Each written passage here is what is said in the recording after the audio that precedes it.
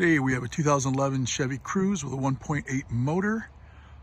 The customer is saying that they're driving, and as the car gets warm, the left front starts to growl or make a humming noise.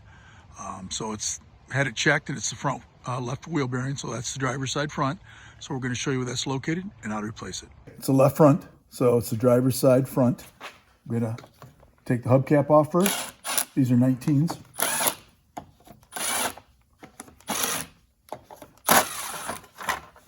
Use a 19, we're going to take the lugs off.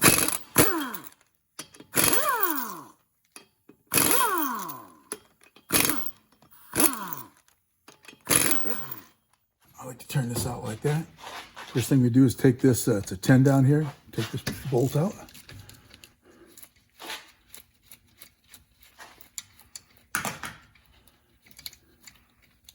Okay, lift this up like that and remove it. You don't have to take the top one out. You can just save a step by doing it that way.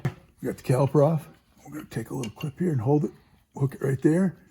We're just going to put it up there so it's out of the way and it's not putting pressure on your hose. Next thing we're going to do is we're going to move our caliper bracket. There's two 18s right here and here that are holding it on. So we're going to remove that. Grab it. Okay. Take that off. What's holding the rotor on is this T30. So what we're going to do is heat it up first because everything's rusted, of course. So we're going to heat this up real quick, make it come off easier.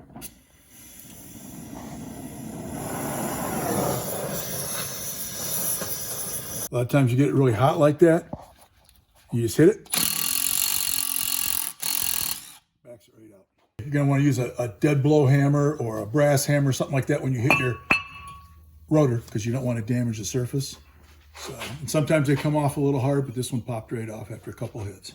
I just like to mark them like that so I know it's sitting just like that. When I put it back on, I don't even have to think about it. Okay, we've got to remove the center nut here. It's a 32.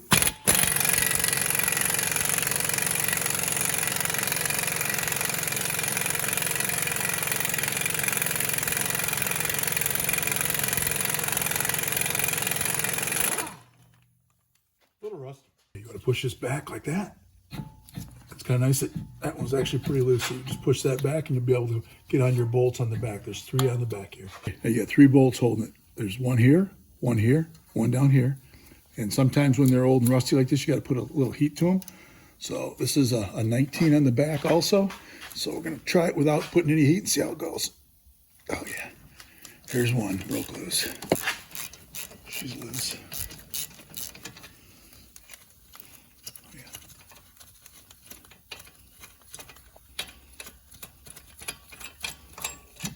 Now this center one back here, I had impact sockets before. I had to switch to them, a different kind. It's still a 19, but these aren't as thick. You got to push this back so it gets in there, and with it like that, I can get on there, and hopefully this breaks loose.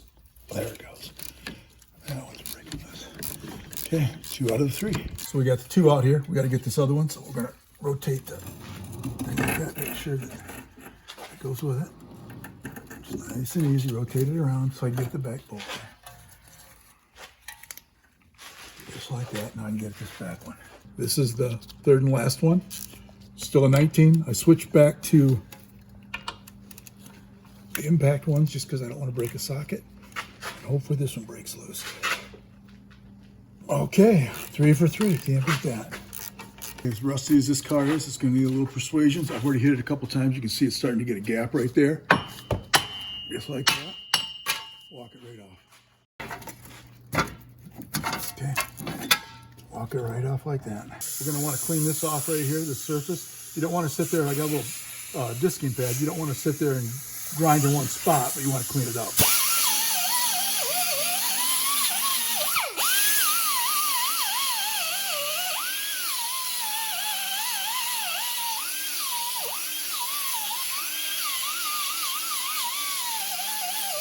This right here is just corrosion. So you want it smooth like that. And you don't have to use a lot of pressure. This is the part that is your ABS right here. It's what reads your ABS. So sometimes you get a little dirt whatever on there, so we're just gonna clean that up a little.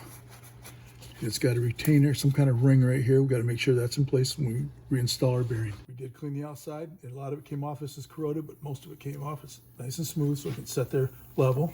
And now we're going to clean the inside, get rid of some of that corrosion. You've got to push this back and move it around.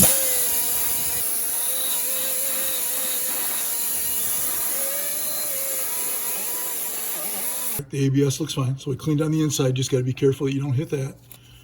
And then this little retaining ring, make sure that's there. Now we're going to grab the bearing and it's ready to reinstall. The bearing we ended up picking up was a Moog. It's got a 3-year warranty. It looks like exactly the same bearing for height and everything else. This one is actually starting to come apart a little. So we're going to reinstall this one. And I got this mark right here. The reason I do that is because I don't have to look at it. I just know that goes up there like that.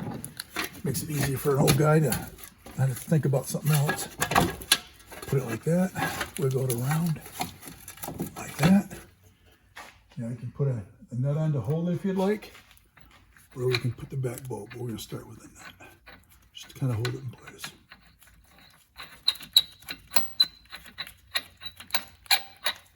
That's started. Let's get the bolts for the back. I got 3 to put in there, so what we're going to do is put that in there. You might have to wiggle a little. It's got to go through that shield, but you want to start them by hand. And you don't want to tighten them too tight. You can see that one coming out, so we're going to go to the next one. We installed these 3, tighten them down. Next thing we do is tighten up this. I got this screwed in there. Okay, first thing we do is we go to 111. Okay, 111. And now we got to back it off 45, they say.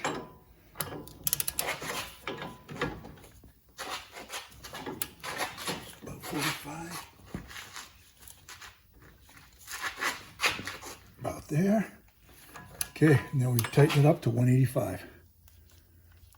I'm going to adjust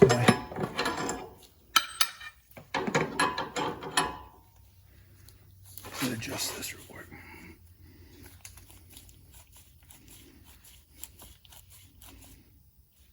And that, of course, is foot-pounds.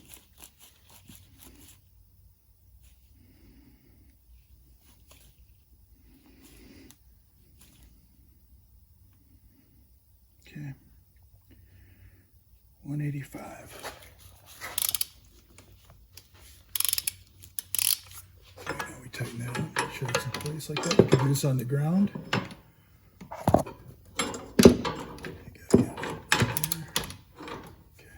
That lock in place.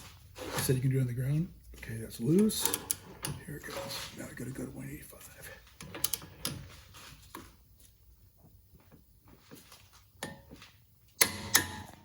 There we go. Of course, anytime you're doing a wheel bearing, it's important that you torque it to your factory specs, so always double check that for your vehicle. This is torqued. Next thing I do, we've got to line up that screw right there. Put that in. Put some anti-seize on it, of course. So next time the brake's got to be done, it comes out easy.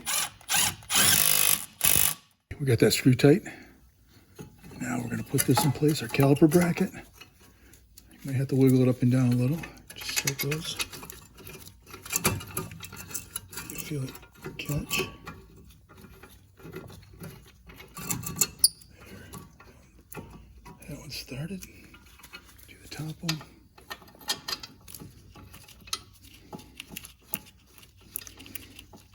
Tighten those up.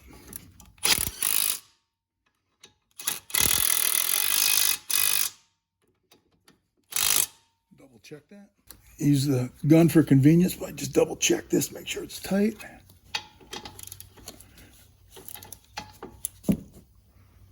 Okay. Now you want to make sure that this isn't binding whatsoever. So we start this after we greased it.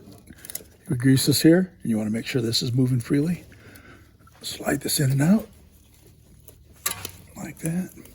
Make sure it's moving well. Slide her down.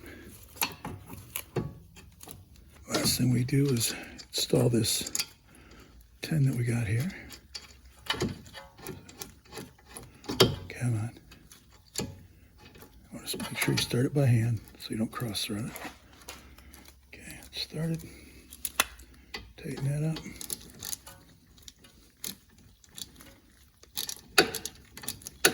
we're snugging this up like that. And if it starts to spin, you can put a wrench on the back there, but it's not, so tighten that one up. This one we don't have to double check because we never took it off. Okay, next up, we install the tire. Crossing pattern, of course.